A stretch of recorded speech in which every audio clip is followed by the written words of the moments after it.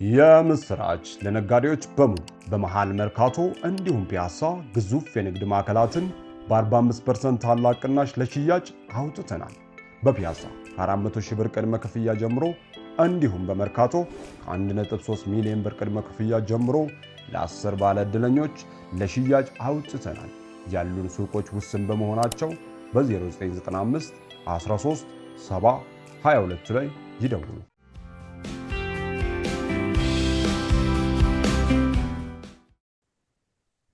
ጤና ይስጥልን ክቡራን ተመልካቾቻችን፣ ሲሳይ አጌና ከሉዓላዊ ሚዲያ ሰኞ ግንቦት 17 2018 ዓመተ ምህረት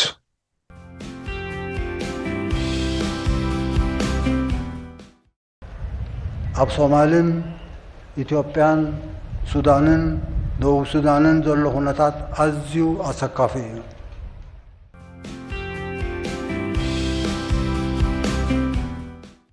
የፕሬዝዳንት ኢሳያስ ንግግር ልክ አሁን ከነዚህ ሁኔታዎች በኋላ በኤርትራ መንግስት በኩል በይፋ የሚሰጥ መግለጫ የለም እስካሁን ድረስ።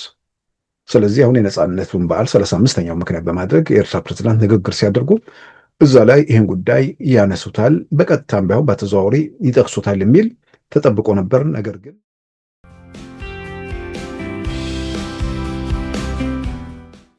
ድርድር የለውም። ኮምፕሮማይዝ የሚደረግ ጉዳይ አይደለም የሉዓላዊነት ጉዳይና ባሉዓላዊነታችን ላይ ቅጀትን የመከረች ግሩፕ አለች። እቺ ግሩፕ ይሄን ነገር ተግባራዊ ያደርጋለሁ ብላ ስንዝር መሬት ብትንቀሳቀስ ቅድም እንዳልኩት ሰም በሳት እንደሚቀልጥ ደጋግሞ ይቀልጧታል እንጂ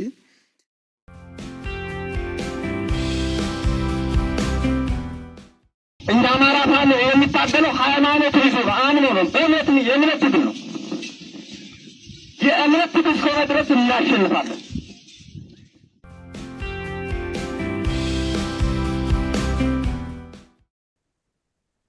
ከማኑ ሰዎችም ጋር አውራን እኮ የሚቀርበው ምክንያት ጉዳዩን የሚያውቁ ሰዎች በደንብ ይረዱታል። ሄደው በቃ ማለቂያ የሌለው የማይታይ የማይደሰስ ጥያቄ ውስጥ ይገባል። ከከሌ ጋር መክሮ ከከሌ ጋር እንዲህ አድርጎ ከከሌ ጋር ያላየውን ምክር ሳይሆን የምታየውን ነገር አታምንም። ተረቱንና ድርሰቱን ትቶ በጋዱ ዓለም ያለውን እውነታ ማንበብ አይሻልም?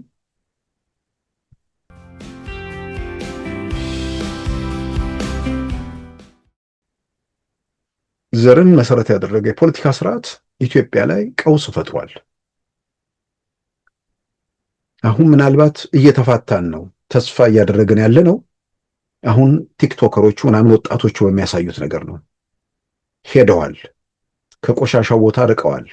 እዛው ቆሻሻ ቦታ ላይ ተጥደው ወደ ቆሻሻው ሊጎትቷቸው የሚንጫጩ ቢኖርም ልጆቹ ከግራቪቲ በላይ ሄደዋል። እነዚህ ሰዎች አይሰሟቸውም፣ አያዋቸውም ምናምን ብለዋል።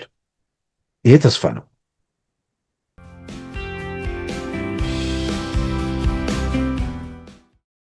በዛሬው ፕሮግራማችን በእነዚህና በሌሎች ወቅታዊ ጉዳዮች ላይ ትኩረት አድርገናል። አሁን ወደ ዕለቱ ዜና እናመራለን። አሜሪካ በኢትዮጵያና ኤርትራ መካከል ለማሸማገል ያቀረበችው ዕቅድ ለዓለሙ ዓለም አደጋ የሚደቅንና የኢትዮጵያን ባህር ኃይል ወደ ቀይ ባህር የሚያስገባ ነው ሲሉ ሱዳናዊ ጸሐፊ ስጋታቸውን ገለጹ። አሜሪካና እስራኤል እንዲሁም ዩናይትድ አረብ ኤምሬት ኢትዮጵያን ወደ ቀይ ባህር ለማስገባት በያዙት ዕቅድ መሰረት ሂደቱ መቀጠሉንም አመልክተዋል። ሾለከ ባሉት መረጃ መሰረትም አሜሪካ ኢትዮጵያና ኤርትራን ለማሸማገል ባቀረበችው ዕቅድ ኢትዮጵያ በወታደር ኃይል ወደ ቀይ ባህር እንድትወጣ ፍላጎቷን በግልጽ አሳይታለች ብለዋል። ዶክተር ሙሐሙድ ሀሳብ በሱዳኑ ዋይራይዝ ሚዲያ ላይ ትላንት እሑድ እንደ አውሮፓውያን አቆጣጠር ግንቦት 4 2026 ባቀረቡት ጽሑፍ ያለ ጽሑፍ ኢትዮጵያ ወደ ቀይ ባህር መውጣቷ ለአረቦች ስጋት፣ ለቱርኮችም አደጋ መሆኑን ጠቁመዋል። አሜሪካና እስራኤል አፍሪካ ቀንድን መልሰው በፈለጉት መንገድ ለመቅረጽ ኢትዮጵያን መሪ ተዋናይ አድርገው ማዘጋጀታቸውንም ይዘረዝራል። ለዚህም አሜሪካ በኤርትራና በኢትዮጵያ ላይ የጣሉ ማዕቀቦችን በማንሳት ኢትዮጵያን ወደ ቀይ ባህር እንድትገባ የማደራደሪያ ሀሳብ ስለማቅረቧ የሾለኩ መረጃዎች መኖራቸውን በጽሑፋቸው አመልክተዋል። አሜሪካ ለኤርትራ ማዕቀብ ብቻ በማንሳት ለኢትዮጵያ ደግሞ ማዕቀብ ከማንሳት ባሻገር በኤርትራ ወደቦች እንድትጠቀም እንዲሁም የባህር ኃይሏ ወደ ቀይ ባህር እንዲወጣ የ50 ዓመታት ውል ማዘጋጀቷ ተመልክቷል። አሜሪካ ያቀረበችው የማደራደሪያ ሀሳብ ያልተመጣጠነ ነው የሚሉት ሱዳናዊ ጸሐፊ ዶክተር መሐመድ ሀሳብ ከወደብና ከባህር ኃይል ባሻገር የድንበር ኮሚሽኑ የወሰነው ውሳኔ እንዲፈጸምና ሁለቱም ሀገራት አንዱ በሌላው ላይ አፍራሽ በሆነ መንገድ እንዳይንቀሳቀሱ የሚገድብ እንደሆነም ተመልክቷል። ይህንን የአሜሪካ እቅድ ነው ያሉትን በመዘርዘርም ሁኔታ ወደ ኢትዮጵያ ያጋደለ መሆኑን ጠቅሰው የኢትዮጵያ ወደ ቀይ ባህር መውጣት አካባቢውን ሁኔታ የሚለውጥና ከአፍሪካ ቀንድ ባሻገር በአረብ ሀገራትና በቱርክ ላይ ጭምር ተጽዕኖ እንደሚኖረው በመዘርዘር አረቡ ዓለም እንዳይቀበለውም ጥሪ አቅርበዋል። ኢትዮጵያ ወትሮውንም የተስፋፊነት ታሪክ ያላትና በምዕራባውያን ድጋፍ ከሱዳን ከሶማሊያና ከጅቡቲ መሬት ወስዳ ወደ እርሷ ግዛት ከታለች በማለት የከሰሱት ሱዳናዊ ጸሐፊ ዛሬም አሜሪካና እስራኤል ቀጠናዊ ሰላም በሚል መፈክር ኢትዮጵያ ቀይ ባህርን በመቆጣጠር እስከ ስዊዝ ካናል የዘለቀ ተጽዕኖ ልታደርግ እንደምትችል አረቦችን አስጠንቅቀዋል። ኢትዮጵያን ወደ ቀይ ባህር ለማስገባት ከአሜሪካና እስራኤል ባሻገር ዩናይትድ አረብ ኤምሬትና ፈረንሳይም በየፊናቸው ድጋፍ እያደረጉ ነው ብለዋል። ይህ ሁኔታ በተለይ ለየመን አሳሳቢ መሆኑን በመጥቀስም በጥቂት ኪሎ ሜትሮች ለምትገኘው ሳውዲ አረቢያም በተመሳሳይ አደጋ ቢሆንም ሳውዲ አረቢያ ግን ከኢትዮጵያ ጋር ግንኙነቷን እያጠናከረች የኢትዮጵያ ፍላጎት ተጋሪ ስለመሆኗ አመልክተዋል። የኢትዮጵያ ወደ ቀይ ባህር መውጣት በሱዳን፣ በሶማሊያ፣ በጅቡቲና በግብፅ ላይም ተጽዕኖ ይኖረዋል ሲሉም አሳስበዋል። በአፍሪካ በጠቅላላ 16 ወደብ አልባ ሀገራት ቢኖሩም በጎረቤት ሀገራት ወደቦች ይጠቀማሉ እንጂ እንደ ኢትዮጵያ ድንበር እንለውጥ ብለው አልተነሱም በማለትም አሳስበው ኢትዮጵያ ወደ ቀይ ባህር ከገባች በግብፅና ኤርትራ፣ በግብፅና ሶማሊያ መካከል ያለው ግንኙነት ይዳከማል። ኢትዮጵያ በአካባቢው በፖለቲካም በወታደራዊም ተጽዕኖ ፈጣሪ ሆና ልትወጣ ትችላለች ሲሉ ሱዳናዊ ጸሐፊ ዶክተር መሐመድ ሀሳብ የአረብ ሀገራትን አሳስበዋል። ይህ በእንዲህ እንዳለም በኤርትራ የነጻነት በዓል ላይ በአሜሪካና ኤርትራ ግንኙነት ዙሪያ በንግግራቸው ያነሳሉ ተብሎ የጠበቁት የኤርትራው ፕሬዝዳንት አቶ ኢሳያስ አፈወርቂ በቀጥታ ስለ ጉዳዩ ምንም ሳይናገሩ አልፈዋል። ይልቁንም አሜሪካ በዕዳ የተዘፈቀች ሀገር መሆኗን በቬኔዙዌላ ፕሬዝዳንት ኒኮላስ ማዱሮ ላይ የፈጸመችውን እስራት እንዲሁም በኢራን ላይ የተፈጸመውን ጥቃትና ስለ ኔቶ ደካማነት በመዘርዘር በአሜሪካ ኤርትራ ግንኙነት ዙሪያ ሳይናገሩ አልፈዋል። ዓሚ ዝጠቀስክዎ ዘጋልብ ዝነበረ ዕዳ 30 ትሪልዮን ዋሽንግተን ሎሚ ናብ 4 ትሪልዮን ይዓርግ ምህላው ቀሊል ምስክር እዩ። አሜሪካ በኤርትራ ላይ ጣለችውን ማዕቀብ ለማንሳትና ግንኙነቷን ለማደስ ፍላጎት እንዳላት በቅድሚያ የዘገበው ዎል ስትሪት ጆርናል ሲሆን ዘገባው የተሰራጨውም የዛሬ ወር እንደ አውሮፓውያን አቆጣጠር ሚያዝያ 23 2026 ነበረ። ከ10 ቀናት በኋላም ሮይተርስ እንደ አውሮፓውያን አቆጣጠር ግንቦት 5 2026 ባቀረበው ዘገባ አሜሪካ በኤርትራ ላይ ጣለችውን ማዕቀብ ለማንሳት መዘጋጀቷን የውስጥ ዶክመንት ተመልክቻለሁ ሲል አመለከተ። እንደገናም ከ5 ቀናት በኋላ እንደ አውሮፓውያን አቆጣጠር ግንቦት 11 2026 ዓ.ም በአስመራ የሚገኘው የአሜሪካ ኤምባሲ የአሜሪካንን 250ኛ የነጻነት በዓል ሲያከብር የክብር እንግዳ የነበሩት የኤርትራው የውጭ ጉዳይ ሚኒስትር አቶ ኡስማን ሳላህ ነበሩ። እነዚህ ተከታታይ ዘገባዎችና ክስተቶች አሜሪካና ኤርትራ ወደ አዲስ ምዕራፍ ሊገቡ ነው የሚለውን እምነት ያጠናከረ ነበረ።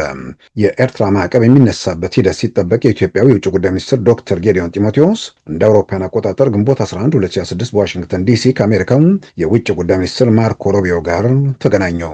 በዚህም እንደ አውሮፓውያን አቆጣጠር ከግንቦት 2021 ጀምሮ በኢትዮጵያ ላይ የጣለው የጦር መሳሪያ ማዕቀብ ተነሳ። ሁለቱ ሀገራት በጸጥታና መከላከያ እንዲሁም ኢኮኖሚያዊ ጉዳዮችን ጨምሮ ስምምነት ተፈራረሙ። በሁለቱ ባላንጣ ሀገራት ላይ የጣለውን ማዕቀብ ወደ ማንሳት አሜሪካ ማምራቷ ሁለቱን ሀገራት እያሸማገለች ስለመሆኗ ጭምር ቢተነተንም የኤርትራ ባለስልጣናት ወደ ዋሽንግተን ይጓዛሉ ተብሎ ቢጠበቅም አንዳችም ተጨባጭ እርምጃዎች ሳይታዩ የኤርትራ ማዕቀብን በይፋ ሳይነሳ ሳምንታት ተቆጥረዋል። የኤርትራው ፕሬዝዳንት አቶ ኢሳያስ አፈወርቂም ስለ ጉዳዩ ምንም አለማለታቸው ይልቁንም አሜሪካንን ወደ ወንጀልና ማጣጣል ማምራታቸው ምናልባትም አሜሪካ ባቀረበችው የድርድር ምክረ ሀሳብ ላይ ደስተኛ ባለመሆናቸው እንደሆነ ቢታመንም በተጨባጭ ግን ስለ ጉዳዩ የጣራ መረጃ በአሜሪካም ሆነ በኤርትራ በኩል በይፋ የተገለጸ ነገር የለም።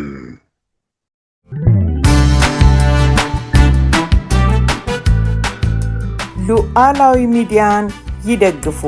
ስራዎቻችንን ለብዙ እንድናደርስ ሰብስክራይብ፣ ሼር፣ ላይክ በማድረግ ሉዓላዊ ሚዲያን ያጠናክሩ። እውነትን እንዘግባለን፣ ኢትዮጵያዊነትን እናቀነቅናለን። መድረኩ ግን ለሁሉም አመለካከት ክፍት መሆኑን እናረጋግጣለን። ሉዓላዊ ሚዲያ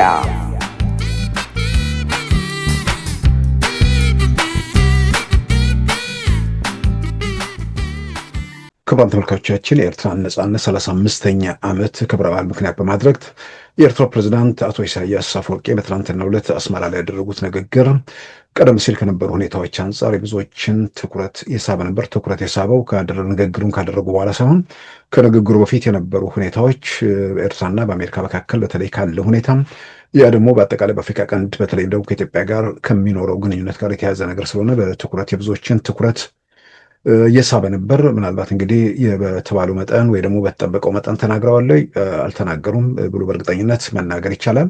ምናልባት በንግግራቸው ላይ ያነሷቸውን ነጥቦች በተወሰነ ደረጃ መሰረት አድርጎ አንዳንድ ሀሳቦችን ለመሰንዘር ያህል እንግዲህ ኤርትራ 35ኛ ዓመት የነጻነት በዓል ላይ ምክንያት በማድረግ የኤርትራው ፕሬዝዳንት አቶ ኢሳያስ አፈወርቂ ባደረጉት ንግግር አሜሪካንን በተመለከተ አፍሪካ ቀንድን በተመለከተ እንዲሁም ሀገራቸውን በመጨረሻ ባጭሩ የዳሰሱበት ቃለ ምልልስ ነው። ምናልባትም ይሄኛውን ማለት ንግግር ነው። ይሄኛውን ንግግር ከአምናው ጋር ሲነጻጸር በተለይ ከኢትዮጵያ ጋር ተያያዘ በተወሰነ ደረጃ ረግቧል ወይ ደግሞ ለዝቧል ማለት ይቻላል። በቀጥታ ኢትዮጵያን ወደ መናገር አልሄዱም። አምና በነበረው ንግግር ኢትዮጵያ ውስጥ የኦሮሞማ መንግስት በሚል በግልጽ ተናግረው ቀጣዩ የፈጠረውን ቁጣና ተቃውሞ ማስታወስ ይቻላል። በሌላ በኩል ደግሞ ከወራት በኋላ በተለይም በፈረንጆቹ አዲስ ዓመት ጃንዋሪ ዓመቱ ሲጀምር በሰጡት ቃለ ምልልስ ላይም በተለይ ኢትዮጵያ መንግስት ላይ በተለይም ደግሞ በጠቅላይ ሚኒስትር አብይ ላይ ጠንካራ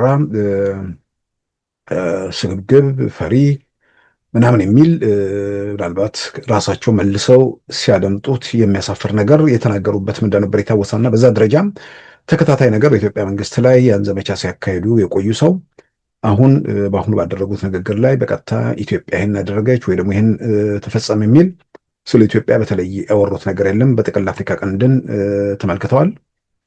በዋናነት እንግዲህ ሁለቱ ጉዳዮች አንደኛ ከኢትዮጵያ ጋር በተያያዘ ያነሱት፣ በሌላም በኩል ደግሞ ከአሜሪካ ጋር በተያያዘም የሚጠቅሱት የብዙዎችን ትኩረት የሚስብ ነው። ያነሱት ነገር ግን ያን ያህል ጠንካራ ሆኖ ወይ ደግሞ አቅጣጫ የሚያመላክት ግን ደግሞ አይደለም። ከአሜሪካ ጋር ባለው ግንኙነት ጋር በተለይ ፕሬዝዳንቱ ባደረጉት ንግግር ላይ አሜሪካን በተመለከተ ያደረጉትን ንግግር የተከታተሉ ቀደም ሲል ሲወጡ የነበሩ መረጃዎች ላይ ጥርጣሬ ውስጥ እንዲገቡ ነው ያደረጋቸው። አሜሪካ ማዕቀብ ልታነሳ በአሜሪካና በኤርትራ መካከል ግንኙነቶች ሊታደሱ ነው የሚለው አሁን ትላንት ፕሬዝዳንቱ ካደረጉት ንግግር ጋር ሲያገናዝቡት ምናልባትም ቀደም ሲል የወጡት መረጃዎች ላይ ጥያቄው ለማንሳት የሄዱ አካላትም አሉ። ነገር ግን እሱ ላይ ብዥታ ወይ ደግሞ ጥርጣሬ ውስጥ መግባት የሚያስፈልግ ነገር አይመስለኝም። የመረጃ ምንጮቹ አንደኛ ዎል ስትሪት ጆርናል ነው። አሜሪካ መንግስት ኤርትራ ላይ ጣለውን ማዕቀብ ለማንሳት እያጤነ ነው የሚል፣ በኋላ ደግሞ ሮይተርስ ነው። እነዚህ በጣም የታወቁ ዓለም አቀፍ መገናኛ ብዙሃን መረጃ ምንጭ ያላቸው ዓለም አቀፍ መገናኛ ብዙሃን ናቸው። በእነሱ በኩል የቀረበ ዘገባ ስለሆነ በዛ በመረጃው ላይ ጥርጣሬ የሚፈጥር ነገር የለም። ያንኑ ደግሞ የሚያረጋግጠው የኤርትራው የውጭ ጉዳይ ሚኒስትር አቶ ኡስማን ሳላ የአሜሪካ 250ኛ የነጻነት በዓል አስመራ ውስጥ በአሜሪካ ኤምባሲ ሲከበር እዛ ላይ በክብር እንግድነት ተገኝተው ኬክ ሲቆርሱ ያየንበት ነው። በነገራችን ላይ ዝም ብሎ አሁን የኤአይ ዘመን ስለሆነ ፎቶዎች በተለያየ መንገድ ሊቀናበሩ የሚችሉበት ሁኔታ እንዳለ ይታወቃል። ነገር ግን ይሄም ማንም ሰው የአስመራ የሚገኘው የኤርትራ የአሜሪካ ኤምባሲ ገጽ ላይ በግልጽ የሚያው ነገር ነው። እነዚህ ምልክቶች የነበሩ ሁኔታዎች በአሜሪካና በኤርትራ መካከል ያለው ግንኙነት ወደ ሌላ ምንድን ነው ማዕቀቡ ሊነሳና ወደ በጎ ምዕራፍ ሊሄድ የሚችልበት ሁኔታ አለ የሚለው እየተወራ ባለበት የኢትዮጵያው የውጭ ጉዳይ ሚኒስትር ዶክተር ጌዲዮን ጢሞቴዎስ የተመራ የልዑካን ቡድን ወደ ዋሽንግተን መጥቶ ከአሜሪካዊ የውጭ ጉዳይ ሚኒስትር ማርኮ ሩቢዮ ጋር መወያየቱ ከዛም በኋላ ከአሜሪካ ውጭ ጉዳይ ሚኒስቴር ተቋም በፖለቲካ ጉዳዮች ኃላፊ ጋር በጸጥታና በመከላከያን ጨምሮ ስምምነት ማድረጉ ኢትዮጵያ ላይ ተጥሎ የነበረው በተለይም በትግራይ ጦርነት ሳቢያ አሜሪካ የጦር መሳሪያ ማዕቀብ ጥላ ነበር፣ በግል ማለት ነው በአሜሪካ ያንን ያነሳችበትን በግልጽ አደባባይ የወጣ ነገር ነው። ስለዚህ የቀደመው አሜሪካ ከኤርትራ ጋር ግንኙነቷን ልታድስ ነው የሚለው ነገር በታወቁ መገናኛ ብዙሃን ወጣም። የኢትዮጵያ ውጭ ጉዳይ ሚኒስትር ወደ ዋሽንግተን መጥተው መፈራረማቸው ሲታይ አሜሪካ በቀንዱ ላይ ሰላምን ለማረጋገጥ ሁለቱን ወገኖች ወደ ማነጋገርም ልትሄድ መሆኑን የሚገልጹ ወይም በዛ ደረጃ የሚቀርቡ ትንተናዎች ነበሩ። ይህንም ተከትሎ የኤርትራው የውጭ ጉዳይ ሚኒስትር ወደ አስመራ ማለት ወደ ዋሽንግተን ዲሲ እንደሚጓዙ የሚወጡ መረጃዎችን ተንጸባርቀው ነበር፣ በዓለም አቀፍ የትንተና መጽሔቶች ላይ ጭምር ማለት ነው። በወቅቱ ግን በኤርትራው ፕሬዝዳንት በኩል ምላሽ መገኘቱ ላይ ጥርጣሬ የሚያሳድሩ አንዳንድ አስተያየቶችም ተንጸባርቀዋል። አንዳንዶቹ ምላሽ አልተገኘም ሳይሆን ምላሽ ከሰጡ በኋላ ፕሬዝዳንቱ ብዙ ጊዜ መልሰው ነገሮችን አጤነው ሀሳባቸውን የሚለውጡበት የቀደመ ልምድ እንዳለ ሲገለጽም ቆይቷል።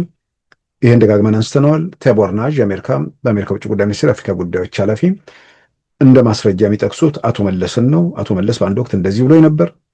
እኔ በትራምፕ የመጀመሪያ የስልጣን ዘመን ወደ አስመራ ሄጄ ገንቢ የሆነ ውይይት አድርገን ስንመለስ ያ ነገር በተገባው ቃል ወይ ደግሞ በተስማማንበት መሰረት መሄድ አልቻለም። ፕሬዝዳንቱ ቃላቸውን ወይ ደግሞ ቃላቸውን አጠፉ ወይ ደግሞ ሀሳባቸውን ለወጡ በሚል የገለጹትን ነገር ስላለም አሁንም ከአሜሪካ ጋር በሚደረገው ነገር የትራምፕ አስተዳደር ኤርትራን በተመለከተ በሚያደርገው እንቅስቃሴ ላይ ማዕቀቡን ለማንሳት የሚያደርገው ዝም ብሎ ማዕቀቡ አይነሳም።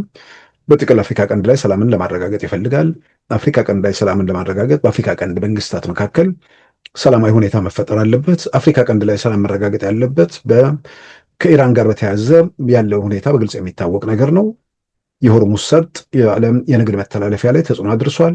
እንደገና ደግሞ በአፍሪካ ቀንድ በተለይ ቀይ ባህር አካባቢ ላይ የዓለም ወደ 12 በመቶ የንግድ መስመር ስለሆነ የሁቲ አማጽያንን ለመቆጣጠር ያለው እድል ከኤርትራ ጋር ግንኙነት ማደስ፣ በጥቅልም ደግሞ አፍሪካ ቀንድን ሰላም ማስፈን ያንን አሜሪካ የራሷን ስትራቴጂም ለማራመድ ጭምር የሚጠቅማት ስለሆነ ይህንን መንገድ ትከተላለች በሚል እነዚህ መረጃዎች እየፈነጠቁ ነበር። እንግዲህ አሁን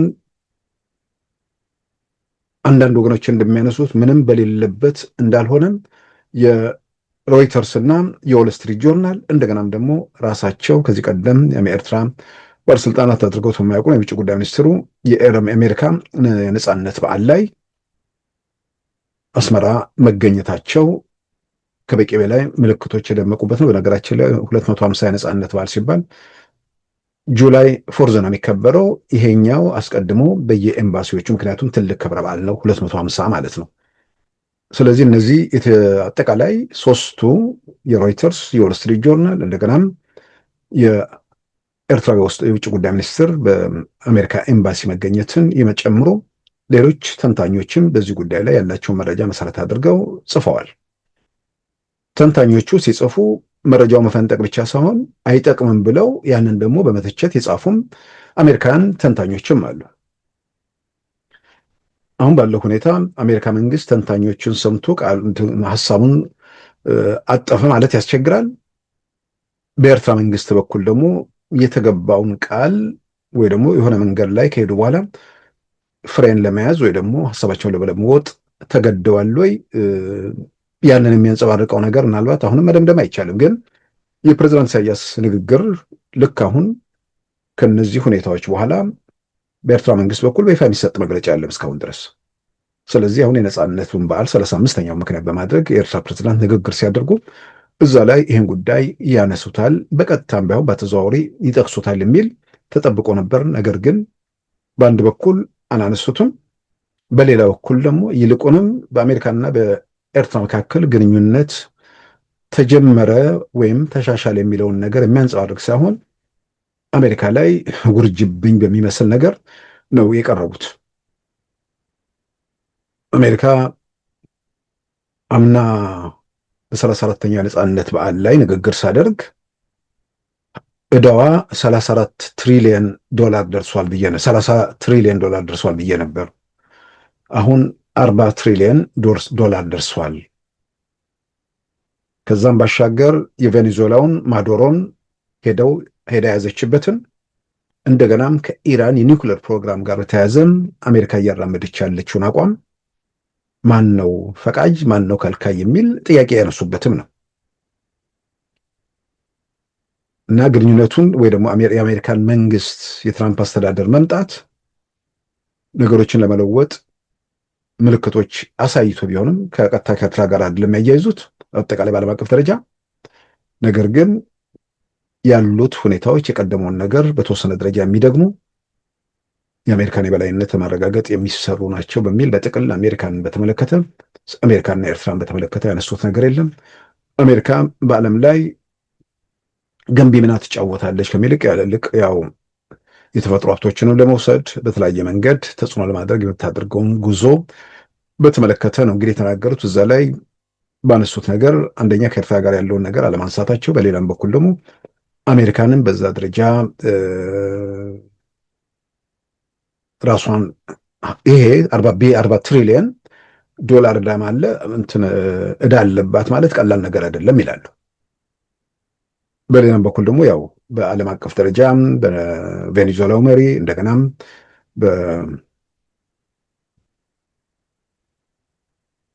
በኢራን ዙሪያ ላይ የሚያነሱት ነገር አለና ስለዚህ አሜሪካ ጋር ያለውን ሁኔታ ላይ ቃላቸውን አጠፉም ወይስ አሜሪካ ሀሳቧን ለወጠች ወይንስ ይሄ ኖርማል የሆነ ቅሬታን ለመግለጽ ወይ ደግሞ በሆነ ነገር የሚገለጽ ነው አይመስለኝም። ቢያንስ ግንኙነት ተጀምሮ ቢሆን በዚህ ደረጃ ሊባል ይችላል ወይ የሚመስል ነገር አይደለም። ስለዚህ ከአሜሪካ ጋር ያለውን ግንኙነት ተመለከተ የበለጠ ሰፊ ጊዜ ወስደው እሱ ላይ አሜሪካንን ያን ያህል አታንቆላጵሷት አይነት ነገር ነው እና በዚህ በዕዳ የተዘፈቀች ምናምን ሀገር ነች የሚለውንም ለማሳየት ሞክረዋል። ምናልባት እሱ ነገር አሁን ለብዙሃኑ ሕዝብ ሲነገር አሜሪካ ዕዳ አለበት የሚለውን ራሱ ምን ማለት ነው የሚለው ራሱ የኢኮኖሚክስ ባለሙያዎች መተንተን አለባቸው። እርግጥ ነው እሳቸው ፕሬዚዳንት ኢሳያስም እንዳሉት የአሜሪካ ዕዳ 39 ትሪሊየን ዶላር መድረሱን አዳዲስ የወጡ መረጃዎች እነ ዴብት ክሎክ ላይም የወጣ ነገር ነው። ከአጠቃላይ ጂዲፒዋ 134%፣ እንደገናም ደግሞ በነፍስ ወከፍ እያንዳንዱ አሜሪካዊ 111,000 ዶላር ዕዳ አለበት በሚል የተተነተኑ ነገሮች አሉ። ይሄ እሳቸው የተነተኑት አለ እሳቸው በጥቅል 40 ትሪሊየን ዶላር ደርሰዋል የሚል ነገር ነው። በዋናነት እንግዲህ ከአሜሪካ ጋር ያለውን በተመለከተ በምን ሁኔታ ላይ የአሜሪካና ኤርትራ ግንኙነት ምን ደረጃ ላይ ነው ያለው? ምን ተነጋገሩ? ምን ላይ ተወያዩ? ምን ላይ ተስማሙ? ምን ላይ አልተስማሙም የሚለው በአደባባይ የሚነገር ነገር አይደለም። ነገር ግን በንግግራቸው ፍንጭ መስጠት የሚችሉበት እድል ይኖራል ተብሎ ተጠብቆ ነበር። ፍንጭ አልሰጡም ብቻ ሳይሆን አሜሪካንን በአሉታዊ መንገድ ያነሱበት ሁኔታ። ስለዚህ የቀድሞ የአሜሪካ የውጭ ጉዳይ ሚኒስቴር አፍሪካ ጉዳይ ኃላፊ አምባሳደር ቴቦር ናዥ እንዳሉት ተኝተው ሲነሱ ፕሬዚዳንት ኢሳያስ ሀሳባቸውን ለውጠዋል ማለት ነው። ወይ በመሀል ያለ ነገር ካለ እንግዲህ በሂደት የሚታይ ነው። ሌላው ያነሱት እንግዲህ አፍሪካ ቀንድን ነው። አፍሪካ ቀንድን በተመለከተ በጎረቤት ሀገራት መካከል ትብብር በማድረግ ስምምነት በመፈረም የጋራ ጸጥታ ማረጋገጥ የሚቻልበት ሁኔታም እንዳለና የውጭ ጣልቃ ገብነትን መቃወም አስፈላጊ መሆኑን አጽንኦት ሰጥተዋል። በጎረቤት ሀገራት ማለት ኤርትራ፣ ኢትዮጵያ፣ ሱዳን፣ ደቡብ ሱዳን እየተባለ መዘርዘር ይቻላል። ሶማሊያ፣ ኤርትራ፣ ኬንያ ድረስ ማለት እንችላለን፣ ጅቡቲን ጨምረን ማለት ነው። በሀገራቱ መካከል የጸጥታ ትብብር በማድረግ የጋራ ስምምነት ማድረግ የሚቻልበት ሁኔታ እንዳለ፣ ይልቁንም የውጭ ጣልቃ ገብነትን በመግፋት እዚኛው ላይ መስራት ይገባል በሚል እንግዲህ አጽንኦት ሰጥተዋል። የጋራ ጸጥታ የሚለው ነገር፣ የጋራ ትብብር የሚለው ነገር ያው በመነጋገር የሚመጣ ነገር ነው። ንግግሮች በሌሉበት የጋራ ትብብር፣ የጋራ ጸጥታ ሊኖር ይችላል ወይ? በኢትዮጵያ መንግስት በኩል ከኢትዮጵያ ጋር ጉዳዩን ካያያዝ ነው የኢትዮጵያ መንግስት እንነጋገር የሚል መልእክት በግሉ መልእክተኛ እስከ ኤርትራ ድረስ ልኳል። ያሉ መረጃዎች ያን ያንጸባርቃሉ። በአደባባይም የኢትዮጵያ ባለስልጣናት ተናግረዋል። ከዛም ባሻገር ዓለም አቀፍ ተሰሚ የሆኑ ሀገራት ችግሮችን ለውይይት ለመፍታት ያለውን የኢትዮጵያ መንግስት ፈቃደኝነት እንዲያስረዱ ወይ ደግሞ በዛ በኩል እንዲሸመግሉ ጥያቄ መቅረቡን ጠቅላይ ሚኒስትር አብይ አህመድ ይህን ተናግረዋል። ይሄ ባለበት ሁኔታ ውስጥ ልነጋገርና ልወያይ የጋራ ጸጥታም ይሁን የጋራ ኢኮኖሚ ጉዳዩም ይሁን በየትኛውም ጉዳይ ለመነጋገር በአንድ ወገን ጥያቄ እየቀረበ ለጥያቄው ምላሽ ባልተሰጠበት ሁኔታ ውስጥ የጋራ ትብብርና የጋራ ጸጥታ የሚለው ነገር ምን እንደሆነ እዛ ላይ ግልጽ አይደለም። የውጭ ጣልቃ ገብነትም መፍቀድ የለብንም። በንግግርና በውይይት መሀል የውጭ ጣልቃ ገብነትም ካለ የውጭ ጣልቃ ገብነቱ ከዚህ ሂደት ውስጥ ካልወጣ እንስማማም ማለት ይቻላል። ግን መነጋገር ሳይጀመር ወደዛ ሁኔታ ውስጥ መሄድ ይቻላል ወይ የሚለው ራሱ አብሮ መታየት ያለበት ነገር ነው። የፕሬዝዳንቱ እዛ ላይ ያነሱት መልእክት እንግዲህ ከአፍሪካ ቀንድ አካባቢ ላይ ሰላምና ጸጥታን የጋራ ሰላም የጋራ ጸጥታን ለማረጋገጥ ትብብር ያስፈልጋል የሚል ነው። ያው ትብብር ያስፈልጋል የሚሉት የኤርትራ ፕሬዝዳንት ልተባበር ከሚለው መንግስት ጋር ለመነጋገር የቀረበላቸውን ጥያቄ ግን እስካሁን እየተቀበሉ አይደለም። ስለዚህ ምናልባት መልእክታቸው ከተናገሩት ጋር መሬት ላይ ካለው ነገር ጋር ያልተጣጣመ ለምን ሆነ የሚለው መልስ ያላገኘው ጉዳይ ነው። ሌላው እዛው ላይ በአፍሪካ ቀንድ ያሉ ሀገራት በተለይ ብለው ችግር አለባቸው ብለው የሚጠቅሷቸው ሶማሊያን፣ ኢትዮጵያን፣ ደቡብ ሱዳንና ሱዳንን ነው። ምንድን ነው መሰረታዊ ችግር ብሎ መታየት አለበት የእነዚህ ሀገራት ብለው 4 ነጥቦችን ያነሳሉ። በሀገረ መንግስት ግንባታ ወይም በኔሽን ቢልዲንግ ላይ ችግር ተብለው የተቀመጡ 4 ነገሮችን ያነሳሉ። ኢትዮጵያን፣ ሱዳንን፣ ደቡብ ሱዳንና ሶማሊያን የተመለከተ ማለት ነው። አንደኛ ዜጋ ተኮር የሆነ መንግስታዊ ስርዓት ወይ ደግሞ ምንድነው መንግስት ከመገንባት ወይ ደግሞ ሀገረ መንግስት ከመገንባት ይልቅ በዘር፣ በሃይማኖት፣ በጎሳ የተከፋፈለ ሁኔታ መፈጠሩ የጠላትነትና ፍጥጫ ያስከተለ ሁኔታ በሀገራቱ ላይ ለቀጠለው ችግር አንዱ አስተዋጽኦ የሚያደርገው እሱ ነው በሚል የሚያነሱት ነገር አለ። በሌላ በኩል ደግሞ በእነዚህ ሀገራት ማለትም ኢትዮጵያን ጨምሮ 4ቱ ሀገራት አንደኛው ጎሳን መሰረት ያደረገው መንግስታዊ ቅርጽ ወይ ደግሞ በዛ መንገድ የሚደረገው ነገር ሀገራቱ ውስጥ ላለው ቀውስ አስተዋጽኦ አድርጓል። ሁለተኛ ሙስና፣ የሀገራቱ ክሮኒክ የሆነ ሙስና ሀገራቱ ላይ ላለው ችግር የራሱን አስተዋጽኦ አድርጓል በሚል ይዘረዝራሉ። የውጭ ጣልቃ ገብነት ዋናውና መሰረታዊ ነው በሚል እዛው ላይ ደግሞ ያነሳሉ። እንዲሁም የጦር አበጋዞች የመንግስት ተቋማትን እንዳይሰሩ ማድረግ ወይ ደግሞ ለመንግስት ተቋማትን በቁጥጥራቸው ስር ማድረግ እና ለነዛ እውቅና መንሳት፣ እነዚህ አይነት ሁኔታዎች በእነዚህ ሀገራት የተረጋጋ ሁኔታ እንዳይፈጠር ወይ ደግሞ ችግሩ እንዲቀጥል አስተዋጽኦ አድርጓል በሚል ተንትነዋል። ሶማልን፣ ኢትዮጵያን፣ ሱዳንን፣ ደቡብ ሱዳንን ዘሎ ኩነታት ኣዝዩ ኣሰካፊ እዩ። ዝያዳ ኣቕልቦን ስራሕን ከም ዝሓትት ከዓ ጎሊሑ ኣሎ። እቲ ጉዳይ ግን ሽግር ወይቶም ሽግራት እንታይ እዮም ብዝርዝርን ብዕምቆትን ክዝረበሉ ዝከኣል እኳ እንተኾነ ብሓፈሻዊ ተመሳሳሊ ባህርያት ክረአ እንከሎ ብድሆታት ህንፀት ሃገር ተባሂሉ ክጣለል ዝከኣል እዩ። ቀዳማይ ቁልቁላዊ ምትፍናን ወይ ቨርቲካል ፖላራይዜሽን ሕብረተሰባትን ዜጋታትን እዩ። ክንዲ ናይ ዜግነት ሃገር ምህናፅ ብዝተፈላለየ እስማት ኤትኒክ፣ እንዳ ሃይማኖት ወዘተ ሕብረተሰብ ብፅሊ ኣተፋኒንካ ክሳብ ምቅትታል ምዕራቡ አንደኛ ጎሳን፣ ዘርን፣ ሃይማኖትን ያደረገ መካረር፣ የጠላትነት ስሜት። ሁለተኛ የጦር አበጋዞች የመንግስት ተቋማትን መቆጣጠር ወይ ደግሞ እንዳይሰሩ በማድረግ። በሶስተኛ ደረጃ ሙስና። በአራተኛ ደረጃ የውጭ ጣልቃ ገብነት። እነዚህ እንደዚህ በኢትዮጵያ፣ በሶማሊያ፣ በሱዳንና በደቡብ ሱዳን ላለው ችግር አስተዋጽኦ አድርጓል በሚል የዘረዘሯቸው ነገሮች አሉ። ይሄ እሳቸው ትንተና ነው። ምናልባት ጥያቄ አሁን እዚህ ጋር መነሳት ያለበት ኢትዮጵያ ስለተጠቀሰችና አንዷም ኢትዮጵያ ስለሆነች ኢትዮጵያ ውስጥ ለቀጠለውና ላለው ችግር ዋና መሰረት ተደርጎ የሚወሰደው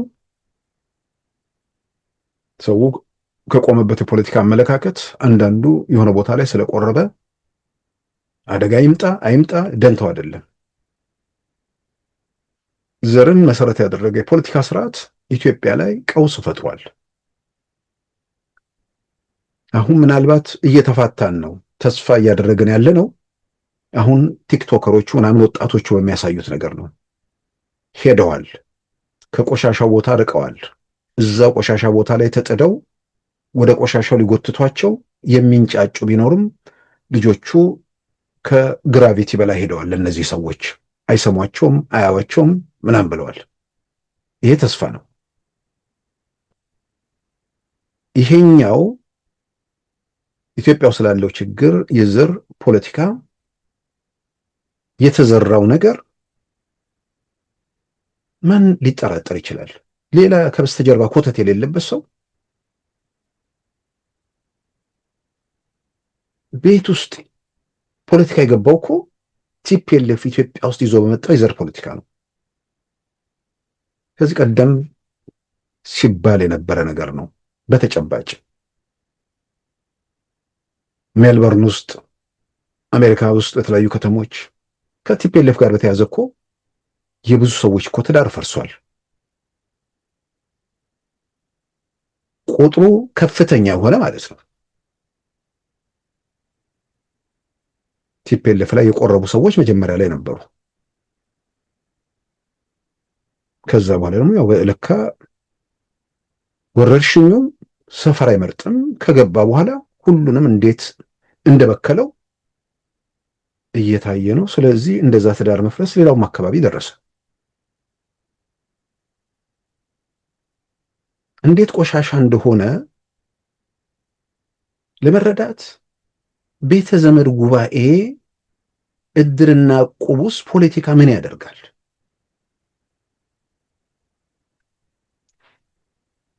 ፖለቲካው በዘር ባይሆን ኖሮ መኢሶን ነው፣ ኢህአፓ ነው፣ ደርግ ነው ምናምን ማን ትዝ ይለዋል? ከርዕዮተ ዓለም ጋር ከምናምን ጋር ይስማማኛል የሚለው ወይ ደግሞ የነዛ ፓርቲ አባላት የሆኑ ሰዎች ይወዛገቡበታል። የነከሌ ምናምን የሚባል የሰፈር የምናምን ፖለቲካ ባይሆን ኖሮ ሰው እንዲህ አይነት የአእምሮ ሰላም የሚያጣበት ሁኔታ ይኖር ነበር። የግንዛቤ የምናምን ችግር ጭምር ታክሎበት ይሄ ቆሻሻ ፖለቲካ አላዋጣ ሲል ወደ ዘር እየሳቡት ምን እያደረጉ እንደሆነም በደንብ በተግባር እያየን ያለነው ነገር ነው። በቅርቡ ሰሜን ሸዋ ላይ ቤተ ክህነት ቤተ ክርስቲያን አውደ ምሕረት ላይ ወጥቶ የሃይማኖት ትግል ነው የምናደርገው ብሎ በአደባባይ ሲቀሰቅስ ነበር። አንዱ የሃይማኖት እንደሚሳካለት ማረጋገጫው የሃይማኖት ትግል ስለሚያደርግ ነው። የሃይማኖት ትግል ፈጣሪ አንተን የጥፋት የጥላቻ ወይ ደግሞ ያለማወቅ መንገድ ወደ ገደል የምትሄድበትን መንገድ እሱን እንዲያሳካ ነው የምትመኘው ሃይማኖት ብለህ ሽፋን ስላደረግ።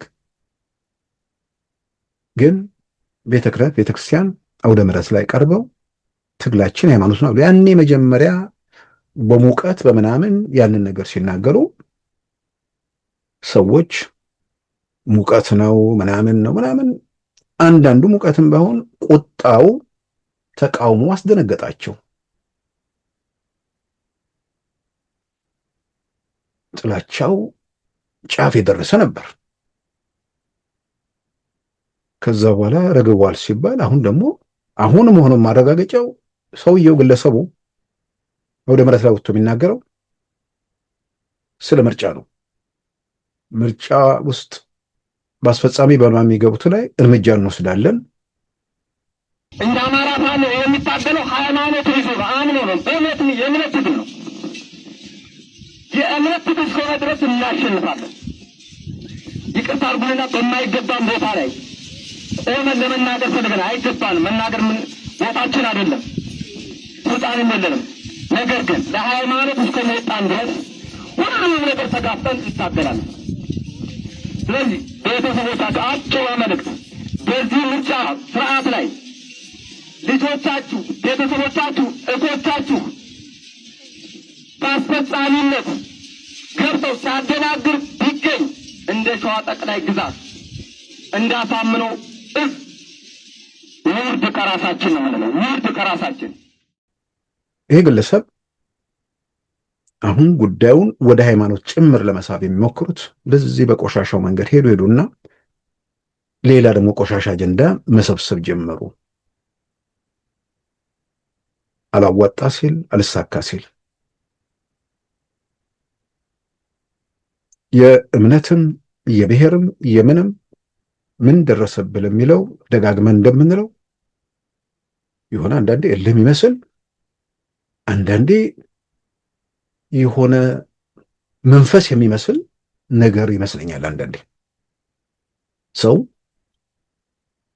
ሳይበደል ተበድሏል ብሎ መተኮስ ወይ ደግሞ የተበደለውን ነገር ማስረዳት አለመቻል አጥበቀህ ስትይዘው ድሮን ይባላል። ድሮኑ ጋር መች ደረሰ? ከድሮኑ በፊት እኮ ብዙ መንገዶች አሉ። ከዛ በኋላ ገጠመኝ ካልክ በኋላ አንተ ጅራፍ ስለያዝክ እሱ በምናምን እንትን ሊል አይችልም። ምንም ያዝክ ምን የወታደሩን ሞት የሚቀንስለት ባጭር የሚቀጭ ነገር ያንን ነው የሚያደርገው። ቴክኖሎጂው አብዛኛው እኮ እንደዚህ ለሽፍታም ለምንም እኮ እየዋለ ነው። ዋናው ነገር ምን ደረሰብህ፣ ጥያቄህ ምንድን ነው የሚለውን ግልጽ ማድረግ ነው። እነዚህ እንግዲህ ከዘር ጋር የተያዘው ነገር ሄዶ እያንዳንዱ ጎጆ ገብቶ ህዝቡን አመሰው። ፖለቲካ በዘር በመሆኑ አሁን ወደ ሃይማኖት ለመቀየር እየሞከሩ ቢሆንም ቆይቷል። እርግጥ አሁን አይደለም እየሞከሩ ያሉት። ከሃይማኖት ሰዎችም ጋር አውራን እኮ የሚቀርበው ምክንያት ጉዳዩን የሚያውቁ ሰዎች በደንብ ይረዱታል። ሄዶ በቃ ማለቂያ የሌለው የማይታይ የማይደሰስ ጥያቄ ውስጥ ይገባል። ከከሌ ጋር መክሮ ከከሌ ጋር እንዲህ አድርጎ ከከሌ ጋር ያላየውን ምክር ሳይሆን የምታየውን ነገር አታምንም። ተረቱንና ድርሰቱን ትቶ በጋዱ ዓለም ያለውን እውነታ ማንበብ አይሻልም? እንዲህ አይነት ቆሻሻ ፖለቲካ በየጎጆ እንዲገባ ያደረገው ቲፒኤልኤፍ ኢትዮጵያ ላይ 1983 ዓመተ ምህረት ይዞ የመጣው መርዝ ነው በኢትዮጵያ ላይ። ስለዚህ የኤርትራው ፕሬዝዳንት ይሄንን ተቃውሟል በንግግራቸው። በነገራችን ላይ ሲቃወሙ ነው የኖሩት በፊትም። አሁን አስገራሚ የሚሆነው ኢትዮጵያ ውስጥ ሰዎች ቋንቋቸው፣ ባህላቸው፣ ልማዳቸው መከበር አለበት። የደርግ መንግስት የጭሰኛ ስርዓት በማለት በማስወገድ መሬት ላራሹን አውጆ ለውጥ በኢትዮጵያ ምድር አስመዝግቧል። ቲፒኤልኤፍ ከዚህ ከቆሻሻው ዘረኝነቱ ጋርም ቢሆን ሰዎች በቋንቋቸው ራሳቸውን በራሳቸው ማስተዳደር፣ እነዚህ አይነት መብቶች ደግሞ መጥተዋል። ግን ቋንቋ ራስን ማስተዳደር ዘርን በፖለቲካን በዘር ቃኝተ የግድ መሆን የለበት። ሰዎች ቋንቋቸውን፣ ባህላቸውን በክልላቸውም በአገር አቀፍ ደረጃ ማዳበር የሚችሉበትን እድል ፈቅዶ፣ ፖለቲካ ግን ያስተሳሰብ ጉዳይ ስለሆነ አቅመቢሶች፣ ደካሞች በሰፈራቸው ላይ በመንደራቸው ላይ ተንጠልጥለው ብሶት እና ሮሮ እንትን እያሉ በዛ ላይ እንዲሸምድን ነው እንዲንጠለጠሉ እድል የፈጠረ እንጂ ሀሳብ ያላቸው አቅም ያላቸው ሰዎች በየትኛውም አጋጣሚ የዘር ፖለቲካ እንትን ሊሉ አይችሉም። አንዳንድ አቅም ያላቸው አስቀድሞ ሀሳቡን ገዝተው ስለቆዩ መውጣት ደግሞ አፍረዋል። እዛው ላይ መንደፋደፉን ፈቅደዋል። በሌላም በኩል ደግሞ ሌጋሲያችን ነው የሚባል ነገር አለ። የጥፋት ሌጋሲ ነው በማናቸው መመዘኛ። ዛሬ በየቦታው የሚነደው እሳት የዚሁ ውጤት ነው እና የኤርትራው ፕሬዝዳንት አንዱ ለሀገራቱ ችግር ይሄኛው የዘር ጉዳይ ነው ብለው እንደ ምክንያት ካቀረቡ ያ የዘር ጉዳይ እንዲቀጥል ነው የሚፈልጉት? በአካባቢው ሰላም እንዲመጣ ወይስ እንዲታረም ነው የሚፈልጉት? የዘር ፖለቲካ መሐንዲስ ከሆነው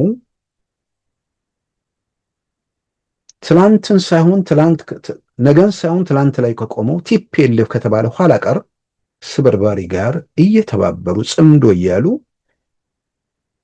ህወሓት ጋር ግንኙነት ፈጥረው ህወሓት የዘር ፖለቲካ እንዲቀጥል በአደባባይ እየቀሰቀሰ ባለበት ሁኔታ ውስጥ እንዴት ነው የኢትዮጵያም የሶማሊያም የደቡብ ሱዳንም የሱዳንም ችግር ውስጥ አንዱ ይሄ ነው የሚለው ነገር? ይሄ የኢትዮጵያና የአካባቢው ችግር የሚያሳስበው አካል ከእንደዚህ ችግር እንዲወጡ መተባበር ነው፣ የተሻልኩ ነኝ ብሎ ካመነ ማለት ነው።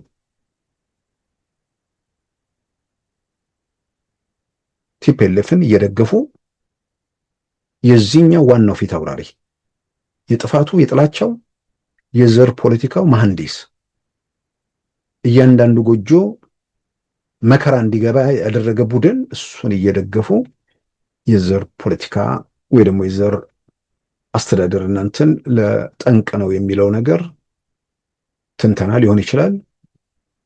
ግን አስተዋጽኦ ለማድረግ እየተዘጋጁ አለመሆናቸውን ብቻ ሳይሆን ችግሩ እንዲባባስ እየሰሩ መሆናቸውንም የሚያረጋግጥ ነገር ነው። ከቲፒኤልኤፍ ጋር እየተባበሩ የዘር ፖለቲካ መቃወም የሚቻል ነገር አይደለም ብቻ ሳይሆን ሌላውም በጽምዶ በምናምን እየተሰባሰበ ያለው ጠቅላላ ሰፈር ላይ የተዋቀረ ቡድን ነው።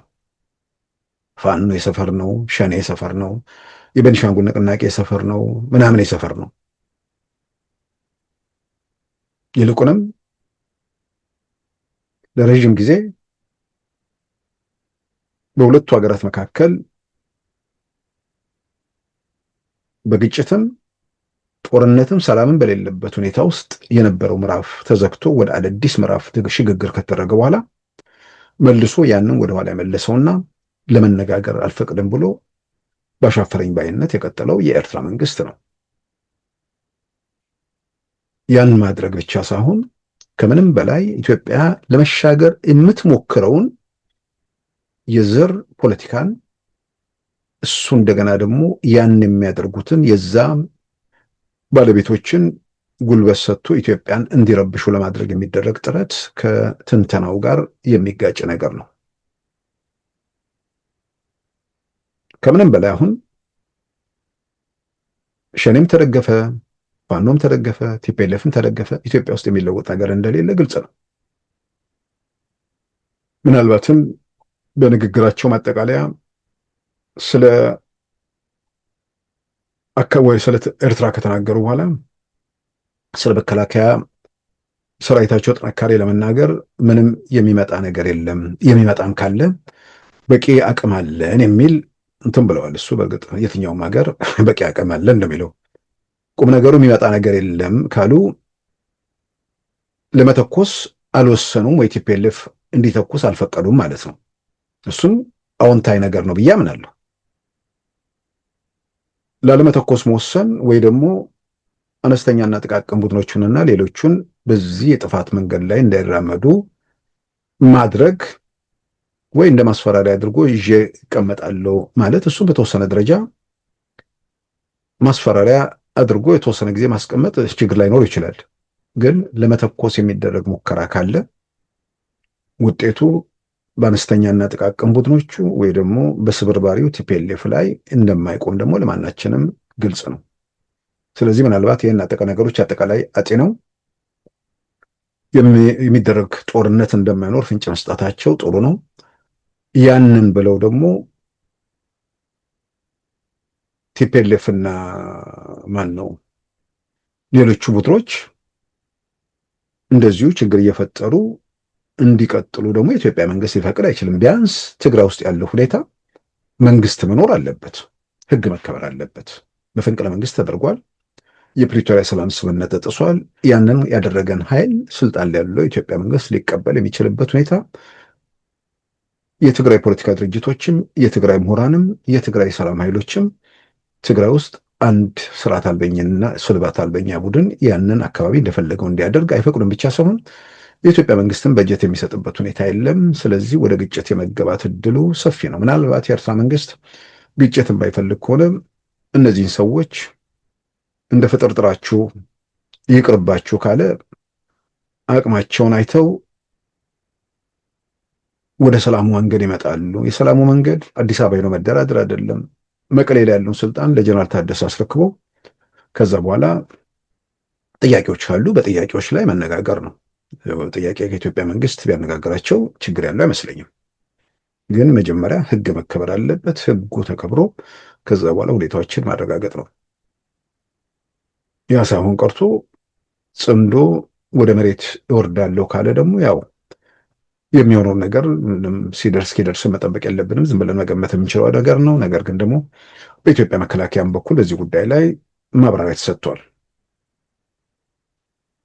ስብስቡ በነገራችን ላይ በተለያየ መንገድ እንደምንሰማው ያው የሆነ ጉም ላይ ያለ ነገር ነው። መሬት የረገጠ ነገር አይደለም። መሬት ልርገጥ ካለም ይለበለባል ወይ ደግሞ ይቀልጣል በሚል የኢትዮጵያ ሀገር መከላከያ ሰራዊት የውጭ ግንኙነት ኃላፊ ሜጀር ጀነራል ተሾመ ጎመቹ ለኢትዮጵያ ቴሌቪዥን የሰጡ የተናገሩትን አድምጠናል። ጽምዶ ሀሳብ በተመለከተ ግን እቺን ቅጀት ወደ መሬት እናወርዳታለን ብለው ስንዝር እንቅስቃሴ ቢያደርጉ እንደ ሉዓላዊ ሀገር ይሄ ተቋም ደግሞ በመንግስት ግዳጅ እንደተሰጠው ኃላፊነት እንደተሰጠው የኢትዮጵያ ሉዓላዊነት ለማስጠበቅ ስራ እንደሚሰራ አካል ሰንበሳት እንደሚቀልጥ ይቀልጣሉ ብለን ነው የምናስበው የምናምነው። ይሄን ወደዚህ ደረጃ የሚወስዳቸው ጉዳይ ምንድን ነው? ድርድር የለውም። ኮምፕሮማይዝ የሚደረግ ጉዳይ አይደለም። የሉዓላዊነት ጉዳይና በሉዓላዊነታችን ላይ ቅጀትን የመከረች ግሩፕ አለች። እቺ ግሩፕ ይሄን ነገር ተግባራዊ ያደርጋሉ ብላ ስንዝር መሬት ብትንቀሳቀስ ቅድም እንዳልኩት ሰንበሳት እንደሚቀልጥ ደጋግሞ ይቀልጧታል እንጂ ኢትዮጵያ ላይ የምትፈጸም በኢትዮጵያ ላይ ሉዓላዊነቷን የሚያሰጋ ወይ ደግሞ ሰላሟን የሚያናጋ ነገር አይፈጸምም። ይሄ ፕራይመሪ የኛ የዚህ ተቋም ስራ ነውና መንግስት በሚያስቀምጠው አቅጣጫ ስራዎችን እንሰራለን። በግሌ እኔ አሁን የማይገባኝ የኤርትራ መንግስት የኢትዮጵያ መንግስት ላይ ቅሬታ ሊኖረው ይችላል። ተታክሶህም ምን ብለህም ከመጨረሻ ላይ ትደራደራለህ። በህይወት ካለው በኦክሲጅን ከማይተነፍሰው በኖርማል ከሚተነፍሰው ምድሩንም አየሩንም ከሚቆጣጠረው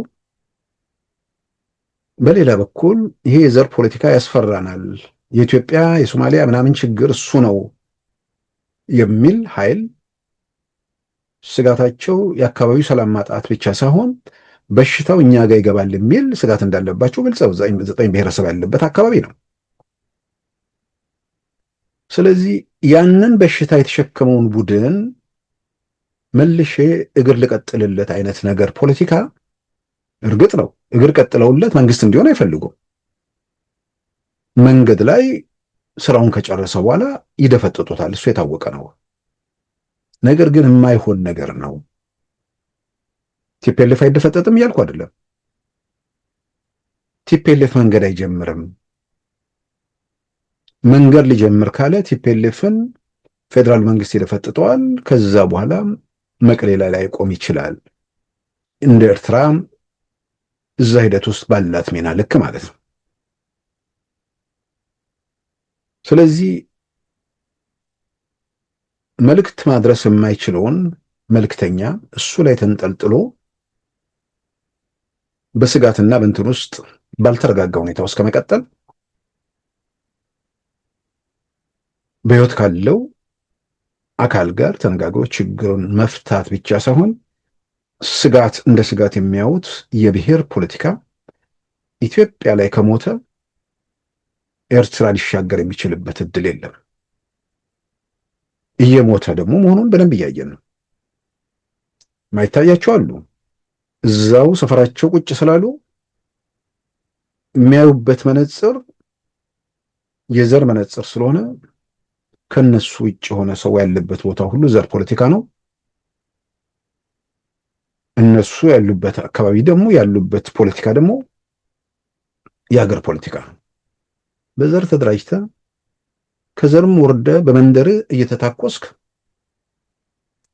የሀገራዊ ፖለቲካ አቀንቃኝ፣ ሌላውን ደግሞ የዘር አቀንቃኝ የሚለው ነገር ብዙ ገበያ ላይ የሚያቆይ ነገር አይደለም።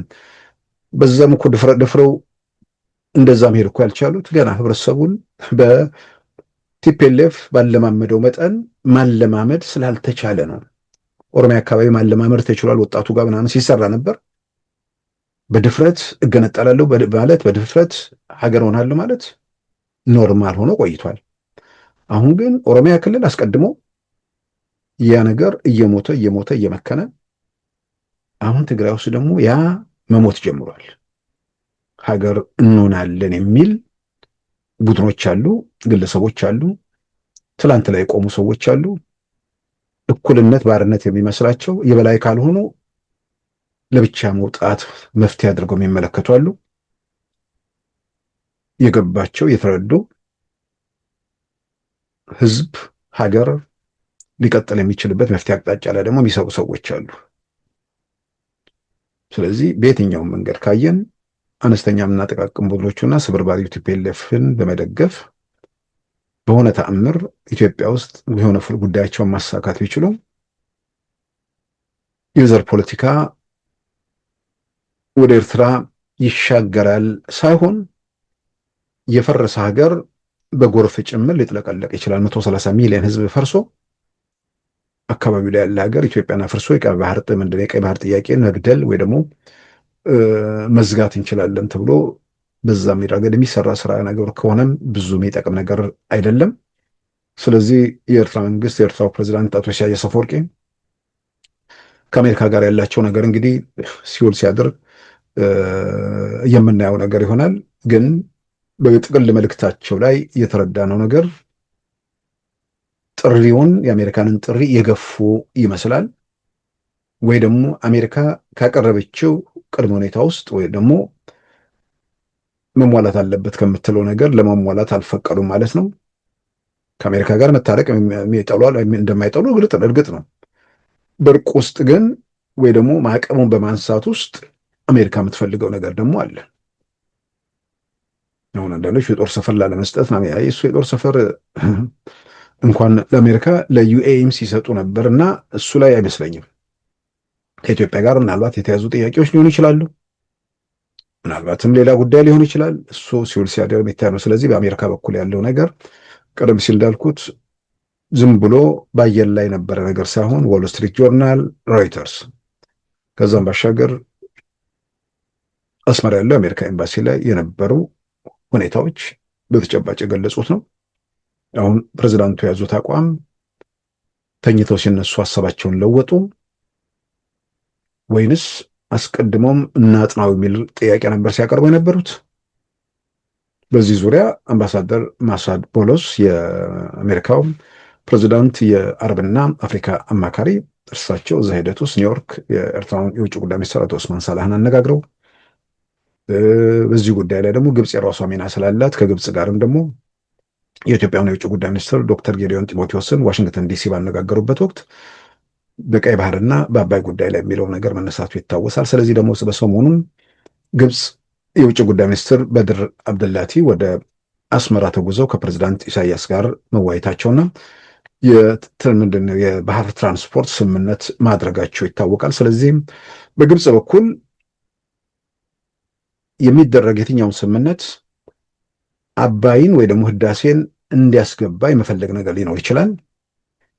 በተለያየ መንገድ ያው አሜሪካኖች ተንታኞች ባለፈው ማስተናል ካሜሩን አዲሰንም ኢትዮጵያ የቀይ ባህር ፍላጎቷን ለማሳካት ከአባይ ጋር በተያያዘ ያለውንም ከግብጽ ጋር መነጋገሩም አስፈላጊ ነው የሚል ነገር ይነሳል። ስለዚህ አሁን ኤርትራ የሆነ መንገድ ከጀመረች በኋላ በግብፅ ሳቢያ ነው የቆመችው ወይስ ከመነሻው ላጥና እያሉ ነው? ግብፅ በዚህ ደረጃ የአሜሪካንን ፍላጎት ለመቀናቀን የምትችልበት ሁኔታ አለ ወይ? አይመስለኝም። ዞሮ ዞሮ ግን ኢትዮጵያን ለመደራደር ፍላጎት ነው። ኢትዮጵያ ግን ወደ ህዳሴው ግድብ አጀንዳ ፊት ለፊት እንዲመጣ የመፈለግ የኤርትራ መንግስት ምናልባት ደግሞ ግብፅን ተማምኖ ወይ ደግሞ ግብፅ ላይ ተመርኩዞ አንዳንድ ነገሮችን እየገፋ ከሆነ ግብፅ የሚያዛልቅ ወዳጅም አይደለም። በተለያየ መንገድ እንደምናየው የኢትዮጵያ መንግስት የቀይ ባህርን ምንድን ነው የአባይ ጉዳይን የህዳሴ ግድብን ጉዳይ ከግብፅ ጋር መነጋገር ችሎ መፍታት የሚችልበት እድል ካለ አሁን የኢትዮጵያ መንግስት በአባይ ግድብ ላይ ባለሙሉ መብት ነው ሁሉ ነገር ማድረግ የሚችልበት አቅም ላይ ነው ያለው። ስለዚህ ከዚህ በኋላ በተጨማሪ ግድቦቹ በምናምን ላይ በሌላም በኩል በይሄኛው ግድብ ላይ የቴክኒክ የምናምን ጉዳይ ላይ እሱ ላይ መስማማት ከቻሉ የኢትዮጵያ መንግስት ደግሞ በምላሹ በቀይ ባህር ላይ ኢትዮጵያ እንድትወጣ ለማድረግ የግብፅን ድጋፍ ፈልጎ ግብፅ ያንን ማድረግ ከቻለች የቀይ ባህርም የአባይም ጉዳይ አብሮ መመለስ የሚችልበት ሁኔታም ሊኖር ይችላል። እንግዲህ የነ ካሜሩን ሀድሰን ትንተናም በዚህ ላይ ተንተራሰ ነው። ከዛ ውጭ ግን ግብፅ በምታደርገው ነገር በተወሰነ ደረጃ ከአሜሪካ ጋር በቅርበት ስለምትሰራ ያን ያህል ተጽዕኖ ኤርትራ ላይ ሙሉ ሙሉ ማድረግ የምትችልበት ሁኔታም አለ ብዬ አላምንም። በሂደት ብዙ ነገሮችን የምናየው ነገር ነው የሚሆነው። በዚህም ባሻገር እንግዲህ በኳታር በኩል ሰሞኑን የሚደረጉ እንቅስቃሴዎች አሉ። የኳታር የውጭ ጉዳይ ሚኒስትር ወደ ኢትዮጵያም ወደ ኤርትራም ተጉዟል። ምናልባት ኳታር ተመልሳ ከሀገራቱ ጋር ያላትን ግንኙነት ለማደስ የሚደረግ ጥረት ነው ወይንስ ያላትን ያው ኢኮኖሚ አቅም እሱን ተጠቅማ በተወሰነ ደረጃ የራሷን ጥረት እያደረገች ነው? ቀደም ሲል ከኤርትራ ጋር ጠንካራ ግንኙነት ነበራት። ያ ግንኙነት በተለይ ኤርትራ በዚህ በማዕቀብ በምንም በተገለለችበት ሰዓት ጥሩ ግንኙነት እንደነበራቸው ጥሩ ግንኙነት ነበራቸው ብቻ ሳይሆን በሱዳን ማነው በጅቡቲና በኤርትራ መካከል በድንበር ላይ የነበረውን ቀውስ በመፍታት ረገድ ትልቅ ሚና ተጫውታለች ኳታር። ትልቅ ሚና መጫወት ብቻ ሳይሆን እዛ አካባቢ ላይ አወዛጋቢ ቦታው ላይ ወታደር ሁሉ አስፈራ ነበር። የዛሬ 2007 ነው በፈረንጆቹ አካባቢ ማለት ነው፣ ወደ 19 ዓመት ምናምን አካባቢ። ከዛ በኋላ የገልፍ ክራይሲስ የሚባለው ነገር ሲመጣ ማለትም ኳታርን አግልለዋት ሌሎቹ የአረብ ሀገራት በአንድ መስመር በቆሙበት ሰዓት የዛን ጊዜ በተፈጠረ ሁኔታ ወታደሯን ለመሳብ ተገደደች። በሌላም በኩል ጅቡቲም ኤርትራም ከነ ሳውዲ አረቢያ ጎን ተሰለፉ። በዚህ የተነሳ በኤርትራና በኳታር መካከል ያለው ግንኙነት ሙሉ ሙሉ ተበላሸ። ያው በዲፕሎማሲያዊ ግንኙነቱ በተመለከተ ኤምባሲ ወደ መዝጋት ባይሄዱም በዛ ደረጃ የሻከረ ሁኔታ ነበር። አሁን ግን ደግሞ መልሳ እንቅስቃሴ ያደረገች ነው። ወደ ኢትዮጵያም ውጭ ጉዳይ ሚኒስትሩ ተጉዟል፣ ወደ አስመራም ሄደዋል። ይሄ ራሱ እነሱ በዲፕሎማሲ መንገድ ራሳቸውን መልሰው ወደ አፍሪካ ቀንድ አካባቢ ለመምጣት የሚያደርጉት ጥረት ነው ወይስ ባለው ሁኔታ ላይ ሽምግልና ሚና ለመጫወት እነ ሳውዲ አረቢያ ጋር የሚደረግ ትብብር ነው ወይ? እሱን በተመለከተ ግልጽ ነገር የለም። ግን ያው ኳታርም ከሰሞኑ እንቅስቃሴ እያደረገች መሆኑን በዚሁ አጋጣሚ ለማንሳት ነው። ክቡራን ተመልካቾቻችን የዛሬ ሰኞ ግንቦት 17 2018 ፕሮግራማችን በዚሁ ተጠናቋል። ጤና ይስጥልን።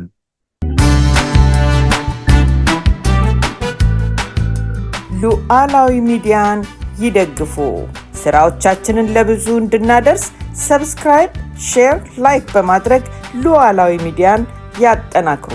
እውነትን እንዘግባለን፣ ኢትዮጵያዊነትን እናቀነቅናለን። መድረኩ ግን ለሁሉም አመለካከት ክፍት መሆኑን እናረጋግጣለን። ሉዓላዊ ሚዲያ